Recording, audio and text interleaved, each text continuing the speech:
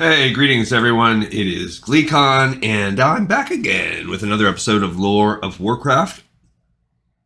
On our last episode, we played through some more of the Stone Talon Mountain areas. We ended up doing a little bit of a run where after you kill some of the Venture Co., you kind of have to go over to Ratchet and some of that. We also cleared out the Boulder Slide Mine, which is some kobold killing.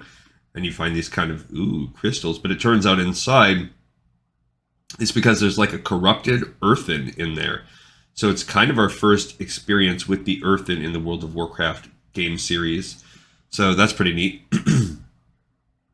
We've also been reading the World of Warcraft Official Magazine. We're on the 3rd issue of Volume 1. And the last time we mostly spent time talking about the auction house, we did do a little bit on jewel crafting at the end. And now we're going to dive back into that. So stay a while and listen. It looks like, just from this cool image here, that we're going to get the World of Warcraft action figures. And again, as we talked about the very close a couple episodes ago, this is devoted to Blizzard would like to dedicate this article to the celebration and memory of prototype painter Eddie Wires from 1972 to 2010. Poor dude died at the age of 38. May Ed's legacy of work be an eternal beacon of his loving dedication and legendary kindness. We miss you. Well, that's sweet of them, but it's also, bummer. Very cool action figure. And that's what the cosplay person designed theirs off of before. And she even said she used this action figure as her template. This is part of the DC action figures run. They do make very awesome, probably the best action figures, at least from when I was growing up, even as a teenager. Action on display. Everyone has their favorite World of Warcraft characters. You can track them down in game, snap a screenshot, and adorn your desktop with their visage, but that's not always enough. Thankfully, the steady hands at Blizzard Entertainment and DC Unlimited provide a line of collectible, delectable action figures. World of Warcraft action figures measure anywhere from 3.5 to 13 inches high and start at $20 a pop.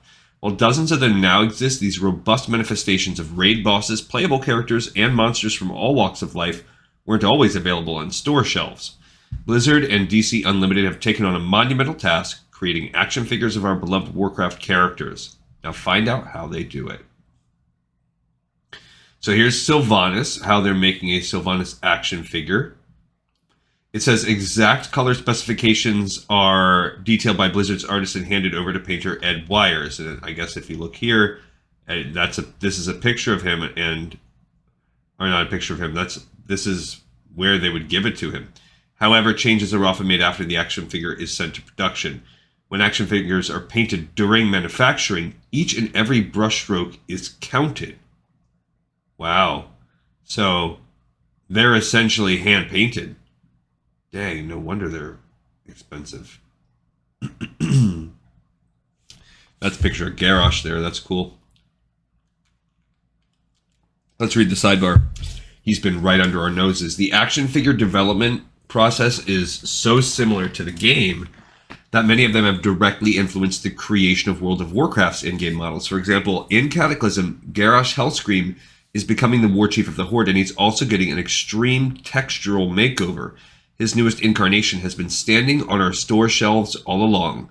The in-game Garrosh is directly taken from the Garrosh action figure. That's pretty cool. The process first began back in late 2007 when Blizzard's executive art director Nick Carpenter noticed a void in the world of fantasy toys and decided to fill it with the denizens of Azeroth. I was complaining that our toys weren't up to snuff. I soon got a call from Paul Sims who told me, "Okay, kid, now take this and run. Let's see what you've got." And the World of Warcraft action figure was born. A lot of deliberation goes into choosing which action figure is going to be made. There's an inner circle of guys I work with here at Blizzard. Glenn Rain, Sam Didier, and Chris Metzen are usually my partners in crime in this space, says Nick. I'll throw them poses and I'll get feedback, so I'm not just developing this stuff in a vacuum.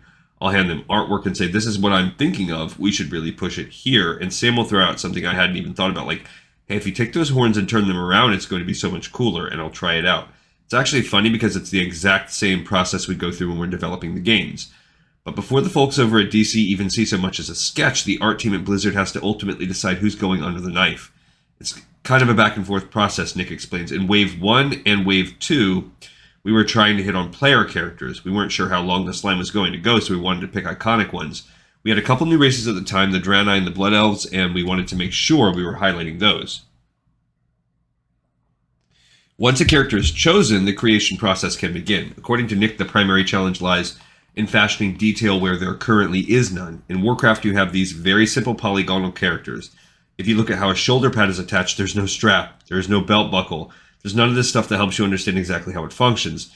These are amazing characters, but there's just not a lot to stare at if you create a figure with no articulation, he said.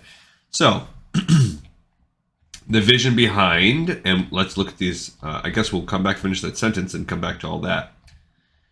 It was, okay, we're going to create these characters, and they're going to be highly detailed. We're going to dig out detail where it doesn't exist. That's a super cool picture of a gnoll there, or an action figure of a gnoll.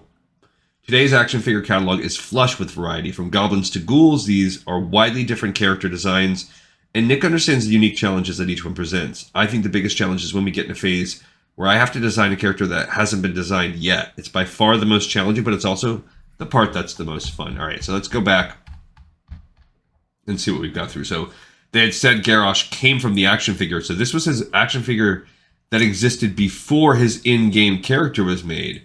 So you get some of the horns over his shoulder. Taking designs and really pushing them past their limits has been a driving force for me. When you feel you're done, go 10 steps further. That is actually pretty dang cool. He's got the one glove on his hand. It's actually even still cooler than what they've made in-game.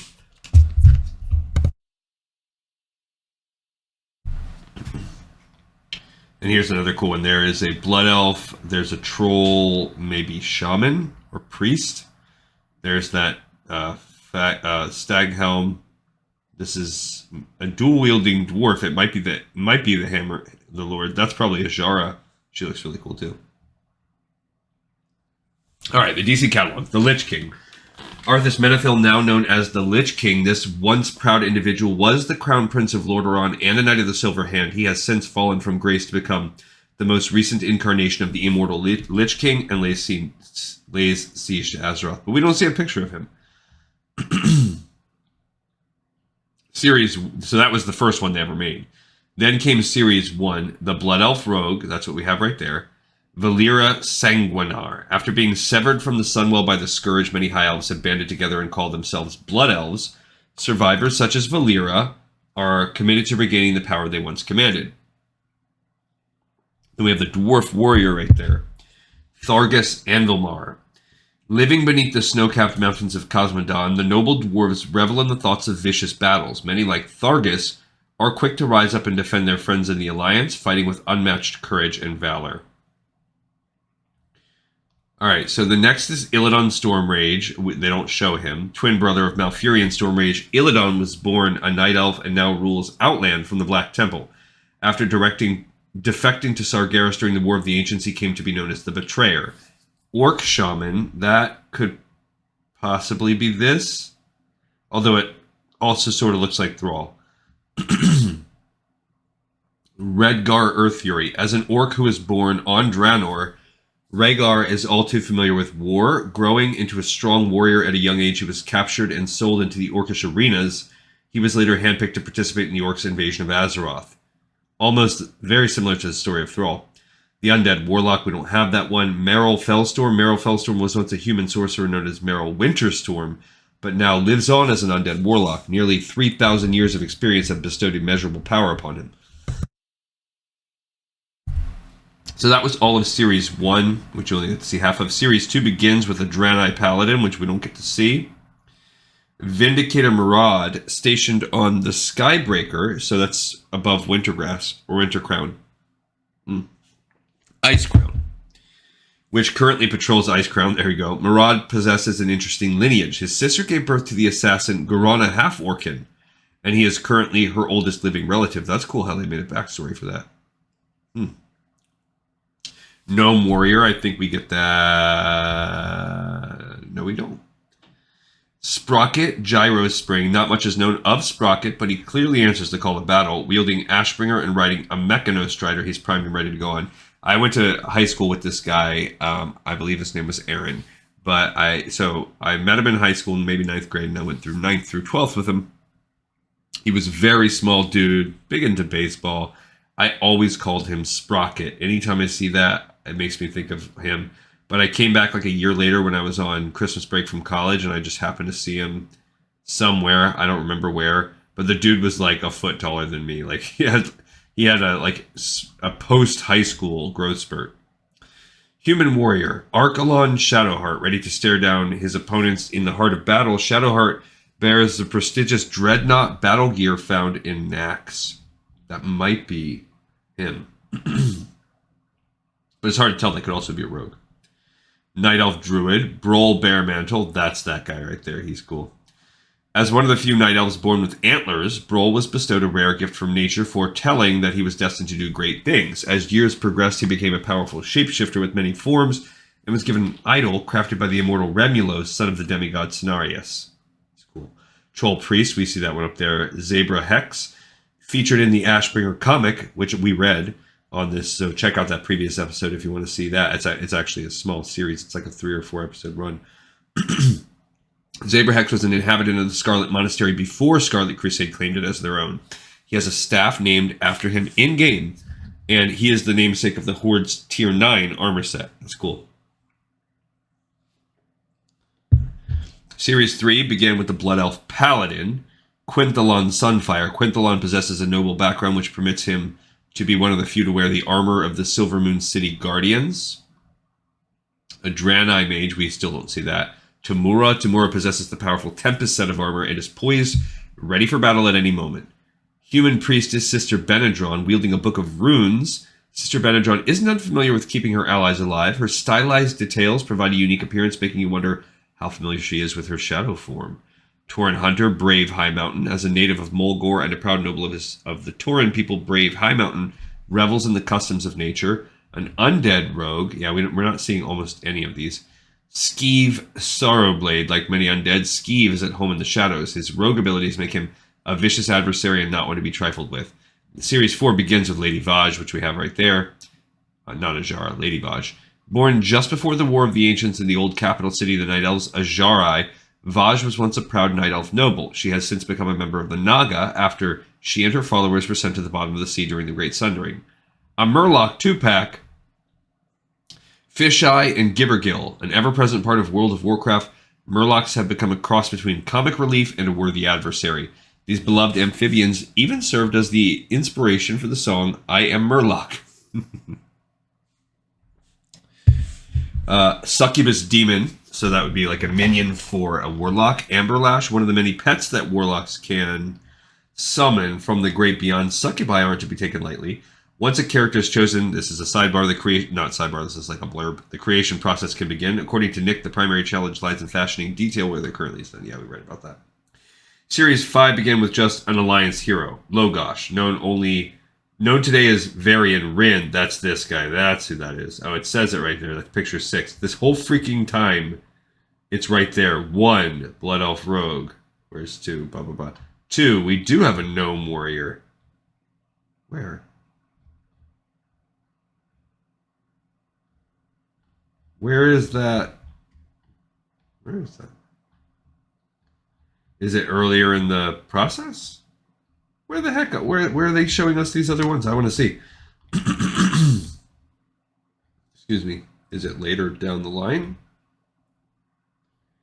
I mean, we have that right there. We have a gnome rogue. There's the Lich King. There's Arthas. Where's the other stinking set of pictures? Yeah, it says 2, but I literally don't see it. So, yeah, where are they sticking that gnome? I mean, that's Garrosh. See, because I have 1, 3, 4, 5, 7, 6, 8, 9, 10. Yeah, I don't know. That's cool right there. There he is. That's the Gnome Warrior. And he's on like a Mechano Strider. That's actually super cool. Then we had the Night Elf Druid, right? That's and then the Troll Priest. And Lady Vaj, okay. And now we get Logosh. Known today as Varian Rin, Logosh is the son of King Lane Rin. Oh. And is the reigning king of Stormwind. Oh, I don't know why I'm doing that. We know it.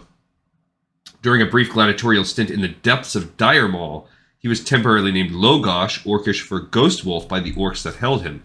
Oh, so that's part of the lore that we're going to uncover in Dire Maul. That's where he's been. Illidan in demon form. While Illidan's Stormrage is already known to be an antagonist of the highest degree, his evil ways can push him to the edge of darkness, prompting the emergence of his demon form. You have not even seen my demon form. Night Elf Hunter Alathena Moonbreeze with Sorna. Accompanied by her loyal pet Sorna, Alathena stands in the midst of combat, having just fired the first shot. A Scourge Gruul named Rottingham. Members of the Undead Scourge are known for being killing machines, and Rottingham is no different. Standing in a typical ghoul stance, his bandaged body displays the ravages of war. Series 6 is the Dwarven King. That's Magni Bronzebeard. I thought that looked more like him, not a Dwarven warrior, okay? King of Cosmodon, Bane of Ironforge, and head of the Bronzebeard clan, Magni has a noble lineage. We also have the Forsaken Queen, Sylvanas Windrunner, which we saw on the first page. Sylvanas Windrunner, formerly the Ranger General of Silvermoon, Sylvanas faced death at the hands of Arthas and his evil blade. She was brought back as a Banshee, one of the undead, and after freeing her mind from the Lich King's will, she founded the Forsaken. She is now a strong ally to the Horde and remains in the Undercity. Goblin Tinker Gibbs, Sparklighter. Never happy with even the most dangerous results, goblins are in search of the biggest explosion Azeroth can provide. Gibbs is no different. Series 7 begins with a human paladin named Judge Malthrid, dropping in judgment armor and wielding the mighty Salfuron hammer. Judge Malthrid is ready to smite any undead that might be unfortunate enough to cross his path. 8 is an orc rogue, so that's a picture that we've seen. Is that back at the top?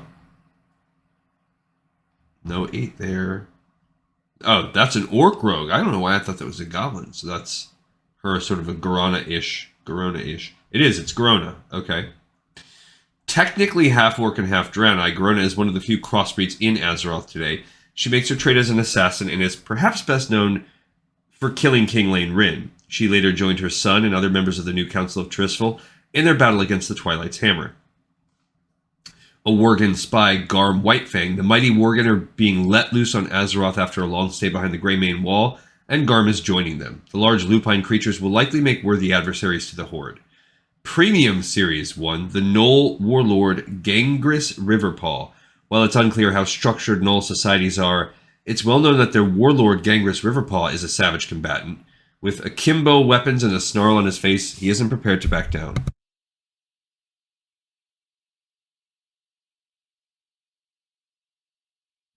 Okay, we have the Tuskar right here, number 9. Tavru Akua, a member of the proud Tuskar people. Tavru Akua calls the icy regions of Northrend his home. Premium Series 2, I don't know why this is considered premium, but I mean, it does look cool. Maybe they're bigger. A Gnome Warlock, Valdramar with Voidwalker Void, standing only a few feet high. Valdramar poses a mortal threat when accompanied by his Voidwalker companion Void. 10, the Orc Warchief Thrall, and he's standing on this thing. A former slave and the son of the mighty Durotan, Thrall is responsible for restoring the Horde to glory and wields the mighty Doomhammer. He hails from the Frost Wolf clan and can be found in Orgrimmar's Valley of Wisdom. Premium Series 3, Orc Warrior Garrosh Hellscream, son of the mighty Grom Hellscream. Garrosh was personally invited into the Horde by Thrall. After quickly rising in the Horde's ranks, he was appointed as an advisor to the Warchief and led the Horde into Northrend.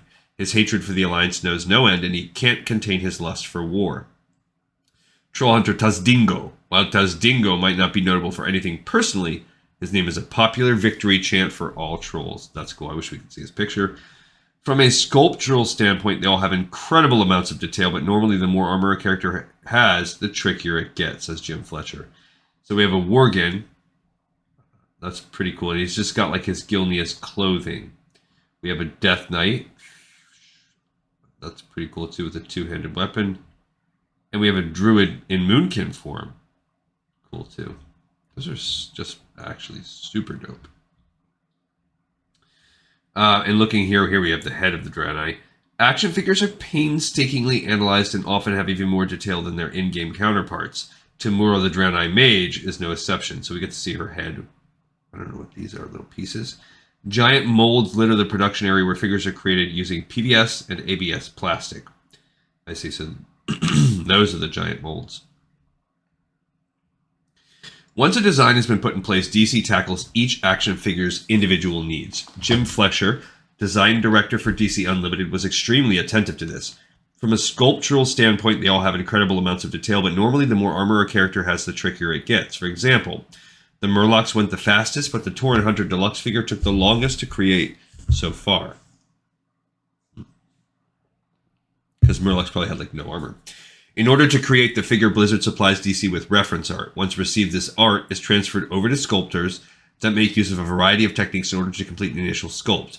Once made, the sculpt will be cast multiple times into resin figures that are sent to painter Ed Wires. Wires has painted every single figure produced by DC in the World of Warcraft line, and he's responsible for matching the exact color specifications. Once the models are approved, one painted copy for color matching and one unpainted copy meant to help work out any engineering issues that might exist are sent overseas for evaluation. But even after the toy design is finished, there's still the massive production hurdle that the two teams need to overcome. Nick explains that production poses some extreme challenges and requires a certain amount of sacrifice. The most frustrating part for me is getting the same results out of production. Ed Wires and I really put a lot of subtleties into the colors used for the skin tones, armor tones, and metals on the figures. When we send it to production, they have to make a lot of reductions because there's, here we go, we'll come back to those, but even more, geez. There's just no way that they can paint on an assembly line and recreate that kind of detail. So we go through this optimization phase and we have to lose a lot of these paint options but still retain the same vision.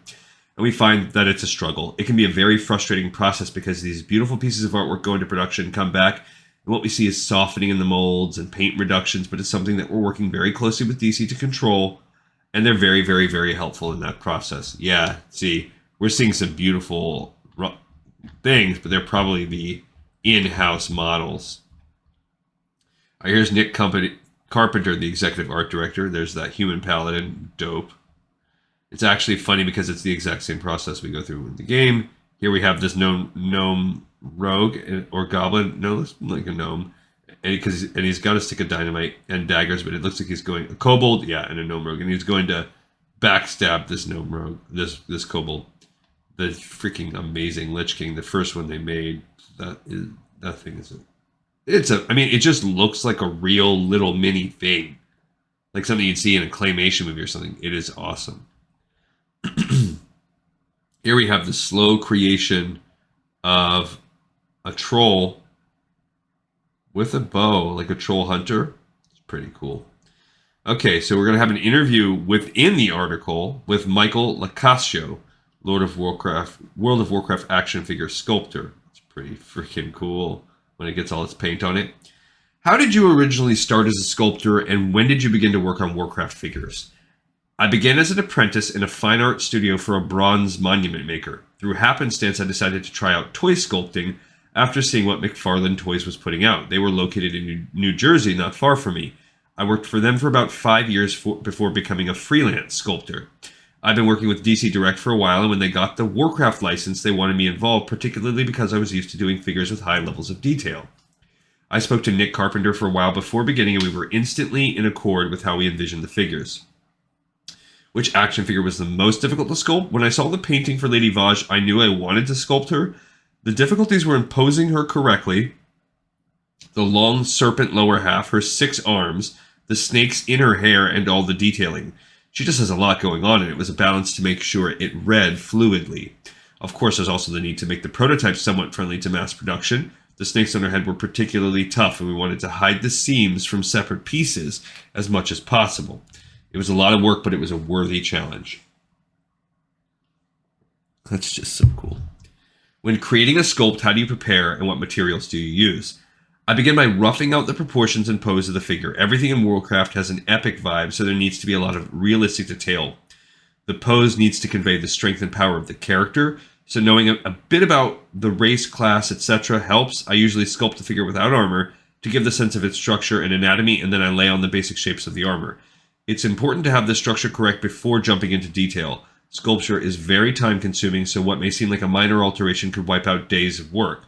The details and textures come last, and of course can be very time consuming. I will often make each piece of armor separately and then fit them to the figure when complete. This way, it's easier to focus on the armor, and the final product will look more convincing. The design art adds extra dimension to the in-game graphics and will frequently add even more layers of detail when it's in 3 dimensions. We want the forms to have a clarity and crispness, so there are several stages of cleaning up the detail. Once a figure is finished and approved, I will make a silicone mold and cast the prototype resin and send it to the painter Ed Wires. That's cool.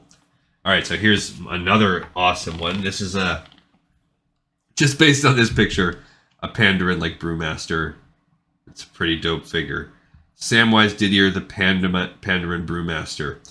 If the Pandaren Brewmaster looks familiar, that's for a reason, Nick Carpenter explains. The Pandaren was a concept that Sam Didier had done and everybody fell in love with. The fun thing about it was I wanted to pay homage to Sam, so I made the face planes very similar to his face.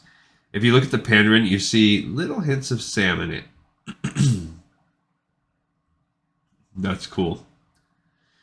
So that we wanted to make the Pandaren a race in World of Warcraft, but due to the complications, we weren't able to do that. Also, we felt it was an awesome opportunity to create a toy. So it's like way for a long time. They've been wanting to have Pandaren, even though it took them 10 years to get it in there. We use various weights of PVC plastic to manufacture the figures, explains Jim. Some of the parts that need more support or need to better hold their shape are made of ABS plastic.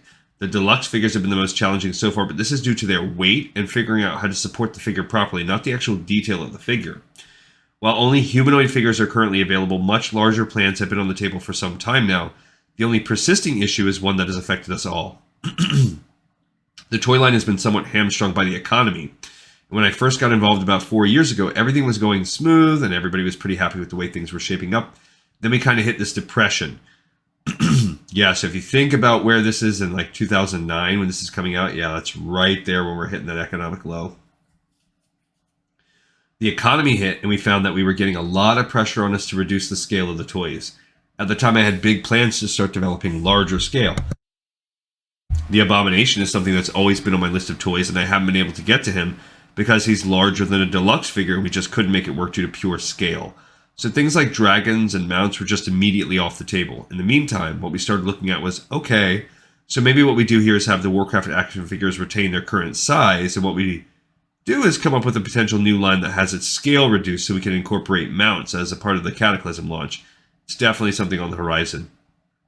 And for information on where to pick up World of Warcraft action figures of your very own, let's check that out. Let's do it right now. So let's just look. I spelled that wrong, but that's okay. Let's see if you can actually look at this. So that Lich King one, $1,100. But that's not the same one. This is like a statue. Okay. See, where are we buying these from? This is from the actual thing, Blizzard Gear. Now, if you look at like Amazon, you can kind of Google it like, oh, this is a 6-incher. So this is this is a different line, and you can even tell from the art where it came from. That's Duraton. This is like based on the World of Warcraft movie. And it's like a little, it's cool. It looks cool. And even that, it's probably not sold anymore, which is why you're paying $40 for it.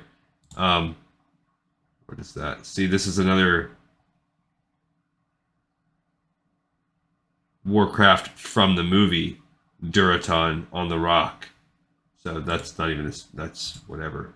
So I'm just looking at these different things. I wonder if we could see, not Warcraft, it's filtered.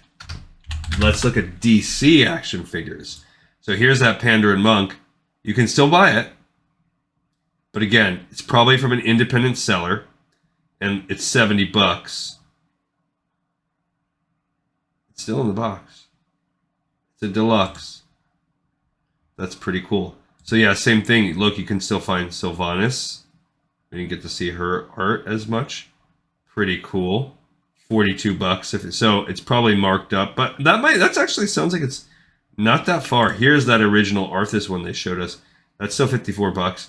So it looks like, I don't know where they're coming from. It says it ships direct from Amazon. So these things are still in production somewhere. So somewhere, somehow, because if they weren't in production, it would be crazy expensive. And look, I wonder if there's even more. Look, there's the Illidan in demon form. So that's pretty cool. Let's see, they keep saying this swordfish tech. That's something completely different. I don't know what this is. It's like a battle thing. I don't know. Look, there's a picture of a Pop Saga down there. So you have some things. So it looks like they're still available. So if you're into them, you can get them, obviously, still. They're still pretty cool. They're still available. But if you notice, they're coming out of Amazon. It looks like, I don't know, see, or eBay. Like, I'm not seeing DC Unlimited World of Warcraft toys. This is Walmart, so you can buy a run. But look, Garrosh, $400. The Vindicator Maraud from Series 2, the ones we're talking about, $190. That's Skeeve Sorrowblade that we talked about. So these things are available, but it's got to be like Walmart backstock or something like that. They're obviously still not in production when they're so expensive. Here's the Figure Realm. See, they have theirs too, but yeah, $180 for Sylvanas.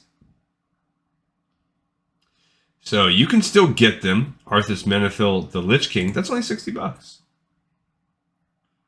So, deluxe collector figure. So they have them. They're still out there. It doesn't even look like they're crazy rare to find. You see Series 7.